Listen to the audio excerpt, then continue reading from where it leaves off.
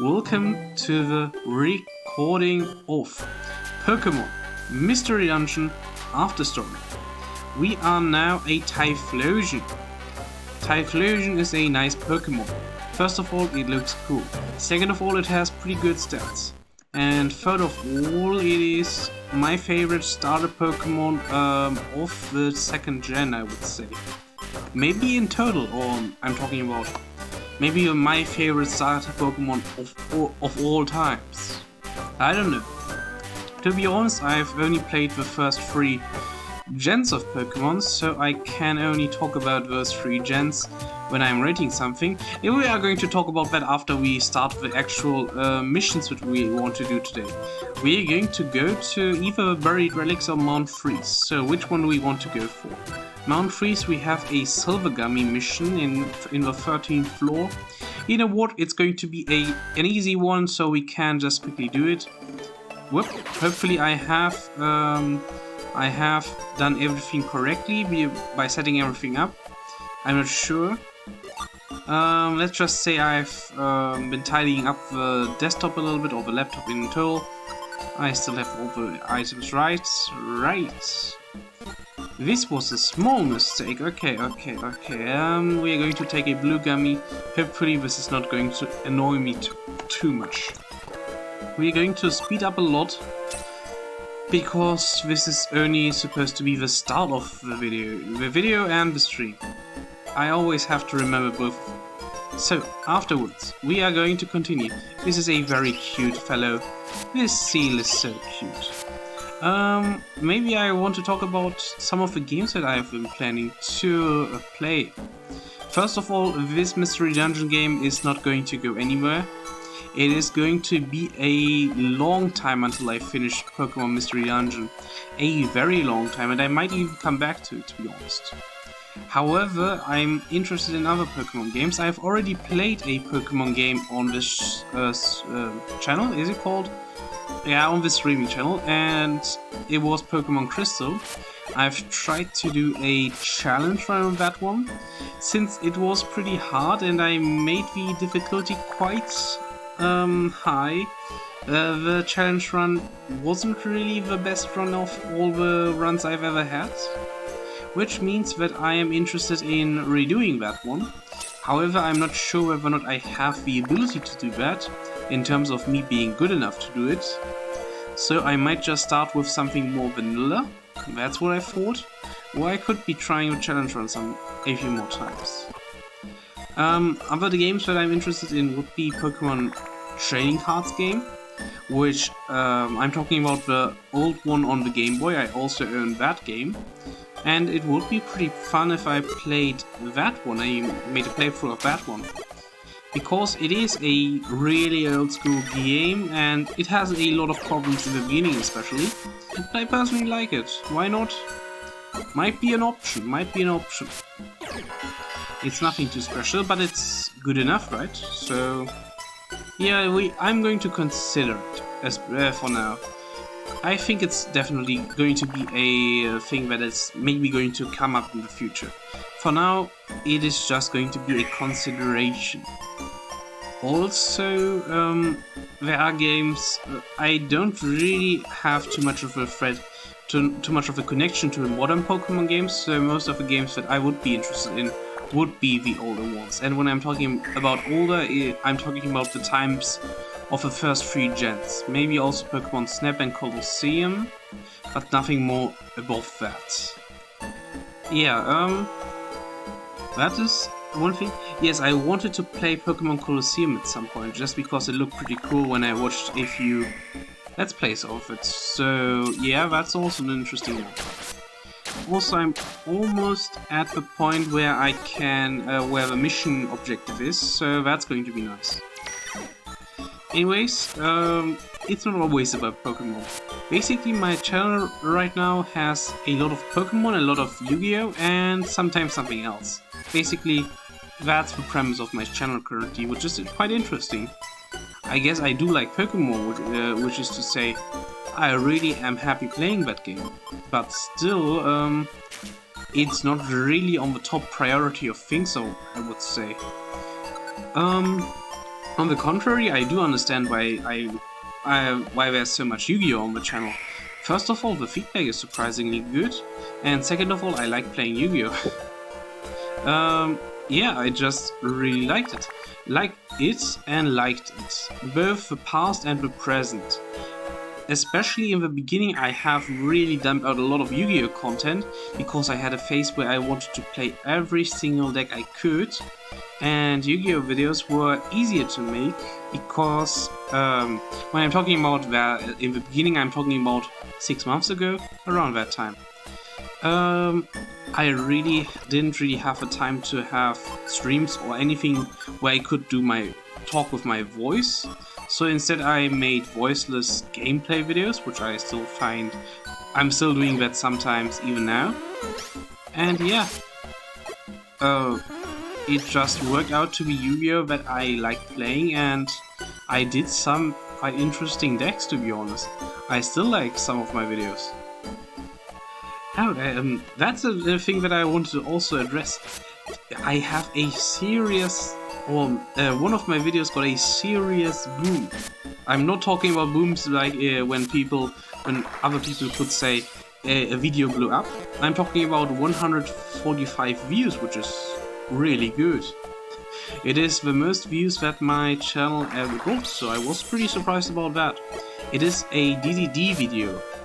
And that has made me realize how much people like DDDs. They have I think they have a really big interest, or maybe even a community, you could say. That's quite funny, to be honest.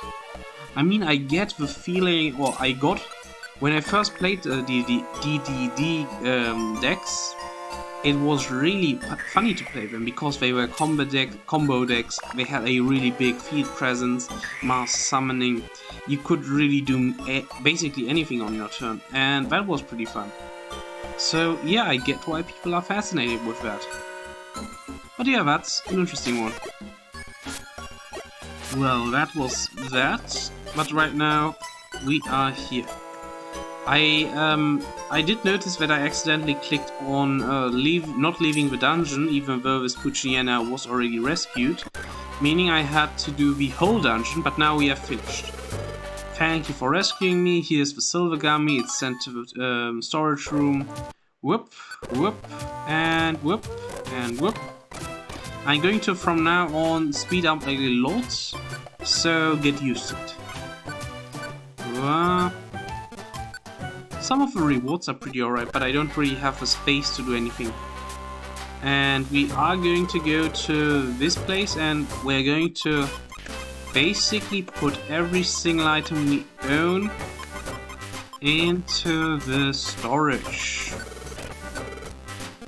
And how much money do we have? 2,700 basically, okay. How much money do we have on our deposits? Okay, we have 4k, okay. Oops, I didn't want to deposit, but I wanted to take every single bit. And we're going to go right here. And we could buy the Waterfall Lake, the H Chamber A to N, and the H Chamber O to question mark, the Final Island, oops, I didn't want to buy that one, the Final Island.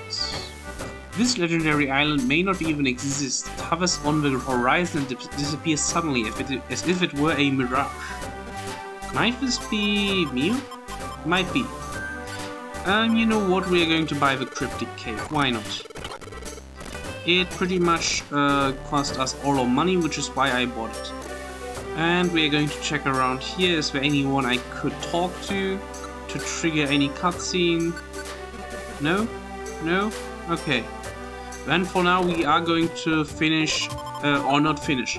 We are going to do another attempt at the buried ruins. And we are going to save right here. Whoa. Save. And we are going to save right here. Yep, and we are in the game. The thing is, today, or not today, this video's recording is going to have the goal of going up to floor 15. Let's say 15. I think 15 is a fine one, just because it's a good start into the run. Also, I've already done 10 minutes of a recording, so I think 15 is fair enough, I would say. Okay. And, okay, that's a loop, and that's a few more items. Eyedrop C, 206 Poke. Yeah, one question that I might ask into the room, or maybe it's a rhetorical question. Do you reread your books when you read them? What I mean by that is, when I read a book, I generally enjoy it, of course, but there are some books that I never ever touch again because I read the book. The story, in my opinion, is now finished. I don't need to read it again, because it is already a finished book and I already know all the outcomes. On the other side, there are books that I am able to read again and again, depending on the seriousness of a book, how well it is written. It is quite interesting that there are some books that I can personally read again and again. So yeah, there are books that are different, and it's quite funny to think about that, to be honest. To give a simple example, there is a book, I think it's called Florentona and the Twilight Kids in English. I think so, but I'm not 100% sure. It is a trilogy of books from Catherine Lang, I think. It plays in the Italian state of Florence, and it is also a fantasy novel, fantasy Roman, I think, and it is quite interesting. It was for a long time my favorite book ever, just because of the fantasy aspects that were so that left a beautiful impression in my head. I really vividly had an image of the colors that I connected with this book. To be honest, that was the most important thing about me liking this book. But yeah, I only read it once, as far as I remember, and I never read it again. Which is because after it was done, I was happy with it being finished, and then it didn't really have any appeal to read it again. On the other hand, nowadays I really think that I could read it again, but it would also be a much shop. Okay, we're going to take it. It would also be quite a big investment of time and passion, because if I read a book, I really want to read the book and enjoy it. I will try to read the book in all seriousness, in quotation marks. Okay, this sounds a little weird, but yeah. There are other books or novels that I could read again and again, like Obegiert. That's a novel that I am reading again, I think for the third time. It is basically I already talked about it in another video and stream, but to say it in one word, it is basically a fast food isekai game world novel, which has good storytelling but not amazing. It has really satisfying storytelling for me. And I'm able to watch this one again or read it again and again, because for one it's a long story, for the second it is quite accessible because it is online, it is available online and no cost basically, and three, it is basically like fast food. There's a lot of it and you get a lot of it just because of the sheer volume. It is a good way of wasting your time, basically. Not in the bad way, it's still a good novel. I'm just saying it is basically like watching a movie that you can rewatch over and over again. Yeah, that's something. To make another analogy, I can't make an analogy. I guess there are some games that are similar to this, but I can't really say one out of the top of my head, because I guess that they wouldn't really work too well as examples. Well, anyway, that's one thing that I was interested in talking about. Whoop. Yeah. To be honest, I'm always surprised when I'm talking about books with some people that I know, there seems to be very little interest in books in generally my generation. And that is something very surprising to me. Or at least, I'm going to say it at the very least in the in my personal circumference of people that I know, they aren't really reading too many books. Not too many. They sometimes read books, but not too many is, I think, an appropriate impression of it. To be honest, when I was even younger, when I still went to school, this impression of mine was even worse. There were people that didn't even have a single book in their hands. Okay, that's a little bit of an exaggeration, but still, there were a lot of people that really didn't like reading, which I don't get, because reading is a really fun way of experiencing a story. I mean, you can watch the entire, series of Harry Potter movies, but in the end, reading the book has a completely different feel than experiencing the story through a movie, because all the characters, the character names, their design, their philosophy are not only influenced by the author's choice of words, his own mindset, and his experiences. They are also influenced by your own imagination, which makes books a lot closer or a lot more immersive than most movies, in my opinion.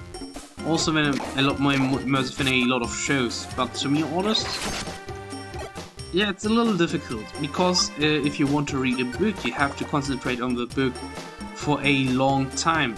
Since you have to read the letters, you have to understand the words that are the combination of letters, and you have to combine them into a sentence in your head, understand the structure of the sentence, the contents of the sentence, the meaning, and everything behind all the words that are written in a book.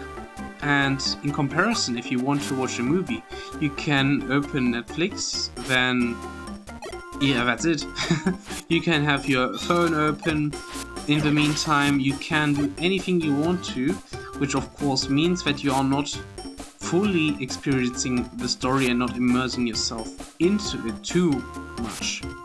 And even if you, it's difficult to say.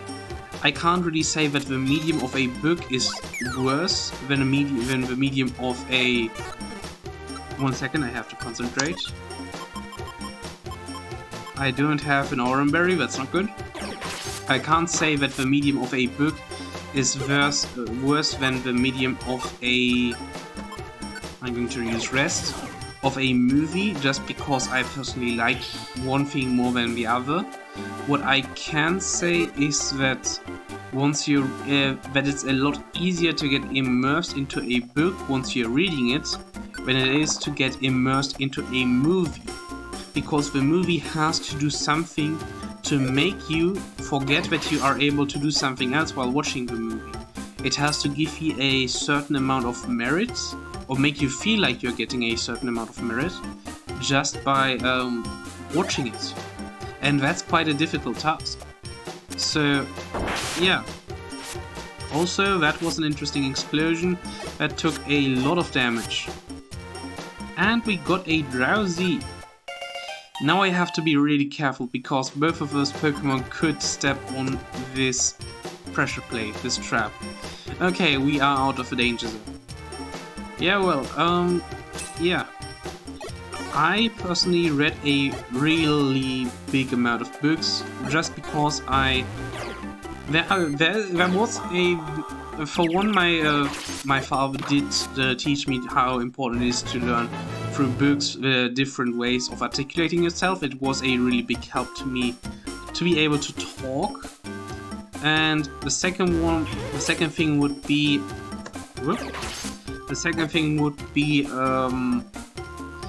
a contest where on my school there was a school contest. I'm talking about primary school right now.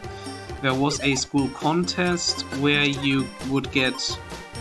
What did you get? You would get a trophy. It was a traveling trophy. You would only get it for a certain amount of time.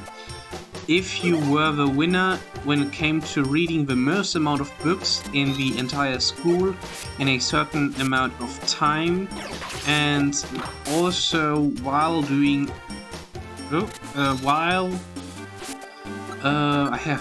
I have to concentrate.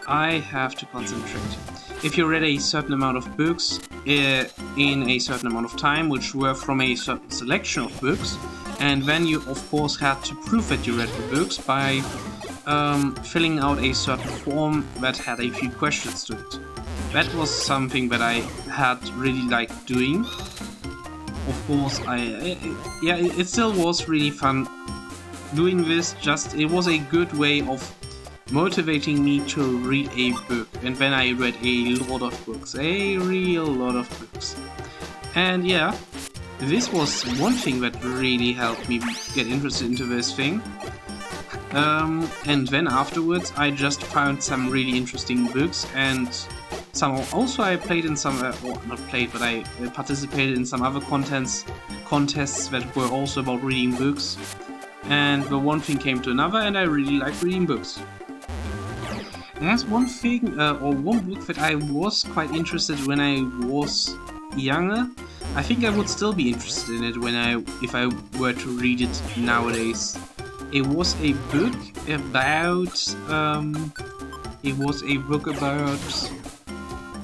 about a girl whose grandma was missing, I think.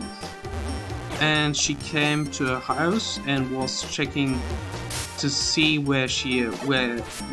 checking some things about the house, I guess tidying up.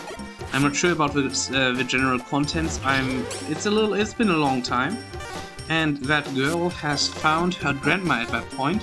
And it's not a horror story. She found her grandma, and her grandma was completely fine. And after that, she found out about a thing where she could become a bird. I think it was what is that bird called? One second. Whoop. I googled it. It was called a magpie. Apparently, that's a kind of bird. It is looking out for shiny things, and she was able to transform into a bird, which I found really cool. The idea of a bird being able to transform into a bird, not only it wasn't like a fantasy story of I'm being trapped in the body of a bird, but she and her family had a certain ability of being able to transform at will if they did if a few things were right, if a few things applied, I guess. And that was really cool. And yeah, I just liked the entire appeal of the story. I think it was, if you if we were to translate the title word to word, it would be called Soul of the Magpie, or Magpie Soul. In German, it has the name Elsternseele, as far as I remember, and that's such a cool name. It sounds way better than the English name that would be the word-to-word translation. I don't know if that's the actual name of the book in English. But yeah, that's something that I really liked when I was a young boy. Which doesn't mean that I am old now, but still. Found item to become sleepless. The Pokemon will not be able to... I'm going to eat the Chester berry. Now I'm going to recover a little bit of hunger. In the meantime, I'm going to also recover a little bit of, I guess, health. Okay, a Blast Seed and a Pouncer. Oh, I said that I would end the episode after 15 floors. You got 2 bonus floors. And I think I'm going to continue talking about books. Or maybe something else, I don't know. In the next episode. So have a nice day and goodbye.